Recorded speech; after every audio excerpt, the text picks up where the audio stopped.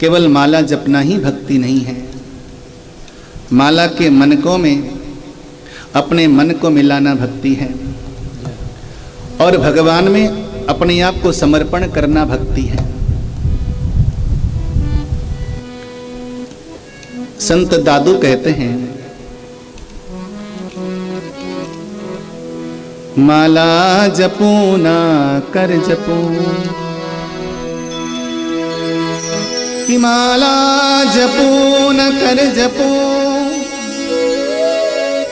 मुख से कहूँ मेरा। संत कहते हैं, प्रभु न मैं माला जपूंगा न कर माला जपूंगा। एक कर माला होता है, आपको मालूम है ना, यहाँ से गिनती होती है। रिंग फिंगर का जो मध्यम पौड़ी है, यहाँ से जप किया जाता है 1 2 3 4 5 6 7 8 9 10।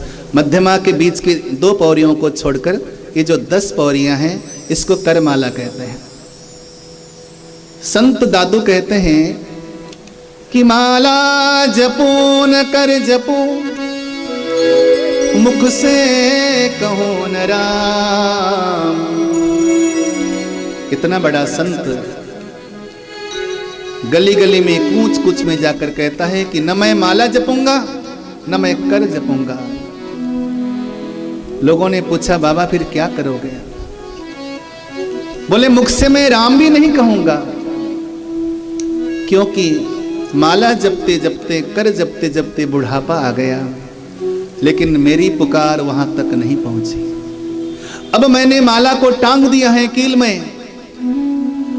अब मैं न कर माला जपूंगा न राम कहूंगा। बोले, अब क्या करोगे? बोले, अब तो मैंने खुद को राम जी के हवाले कर दिया। अब मैं स्वयं राम का सुमिरन नहीं करूंगा। आज तक राम का सुमिरन करते करते कुछ हो न पाया, आज मैंने राम को अपने आप को हवाले कर दिया है। अब बारी है राम की, अब राम मेरा सुमिरन करे। अब मैं राम का सुमिरन नहीं करूंगा, कि सुमिरन मेरा हरि करे, सुमिरन मेरा हरि करे, मैं पावा विश्राम। अब तो मैं विश्राम को पाऊंगा। ये सूत्र नोट करना। जिस क्षण मनुष्य को ये विश्वास हो जाए कि भगवान मेरे पास है, जिस समय मनुष्य को ये दृढ़ आस्था जग जाए कि भगवान मेरे पास है और मैं भगवान के पास हूं, उस जीव के श्वास श्वास में सुमिरन हो जाता है।